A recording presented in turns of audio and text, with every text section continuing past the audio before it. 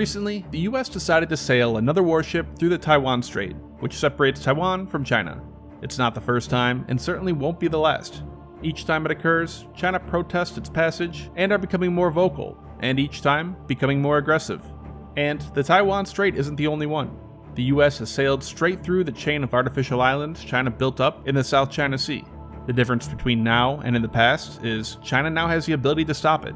With it being several hundred, even over 1,000 miles away from the nearest US naval base, and now China having a larger navy, US ships are more vulnerable than ever before.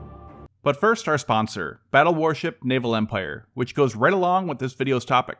It's a free-to-play, 3D naval strategy game available on your mobile with over 25 million downloads.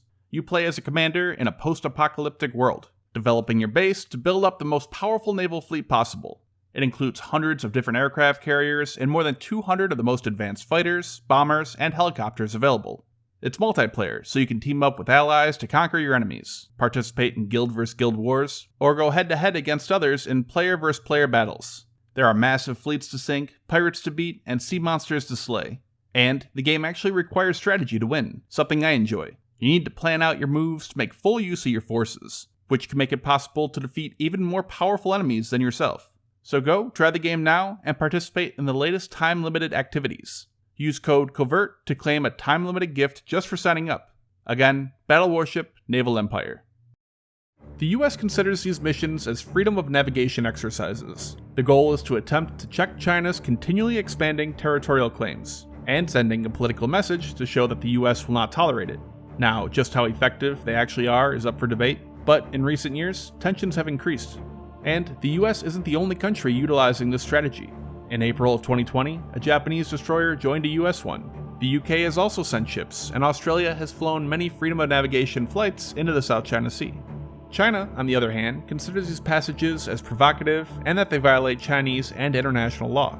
And we've seen China become more aggressive in what they consider to be their own territorial and exclusive economic zone waters. 3 years after the increased freedom of navigation exercises began back in 2015, a Chinese destroyer forced a US destroyer to change course by heading straight toward it, getting as close as 40 meters. And Chinese fishing ships and boats, who many claim to be part of the Chinese maritime militia, have forced away, rammed, and even sunk other fishing vessels of nearby countries in an apparent attempt to claim control over the area. Vietnam and the Philippines have both protested many times after events like this, as they each share a border with China's newly claimed territory of the Paracel and Spratly Islands in the South China Sea.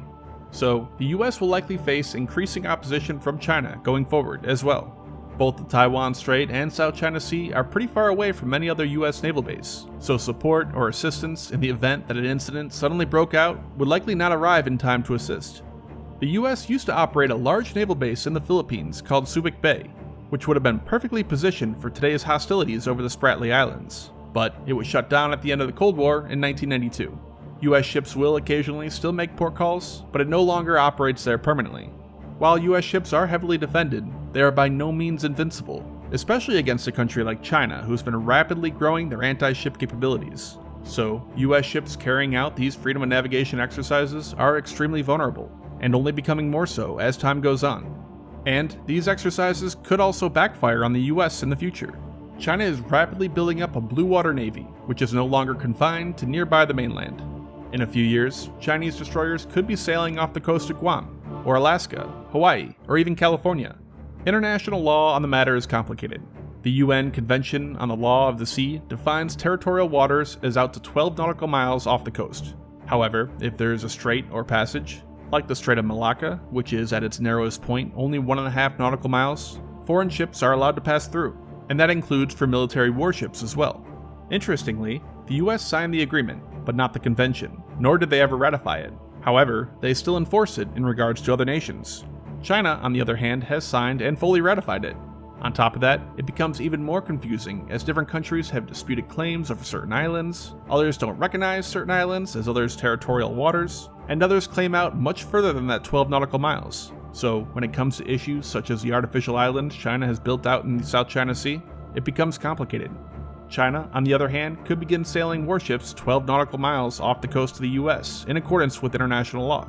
For China, however, that's a long distance. Unlike the US, which operates at naval bases relatively nearby, China doesn't have any overseas naval bases at which it could refuel and operate out of that far away from home.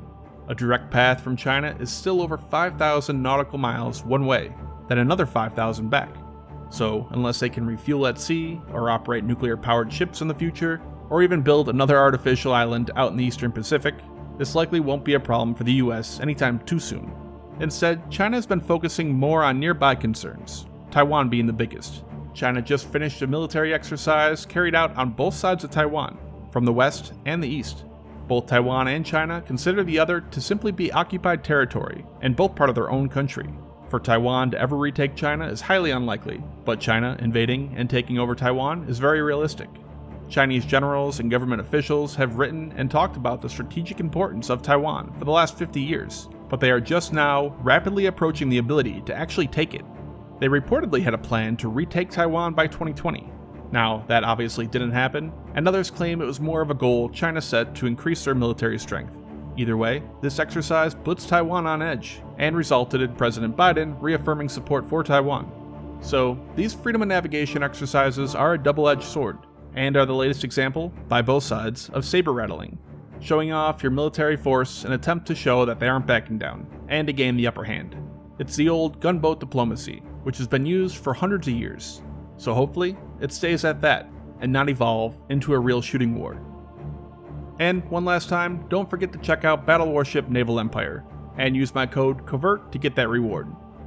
But now we also have to find Calypse watching from Stuttgart, Nemos from Bangkok, Morgie in Moscow, DJ for Life 777 down in Auckland, and Hamza over in Tripoli. If I didn't get to yours this week, keep leaving your city down in the comments and I'll hopefully get to it soon.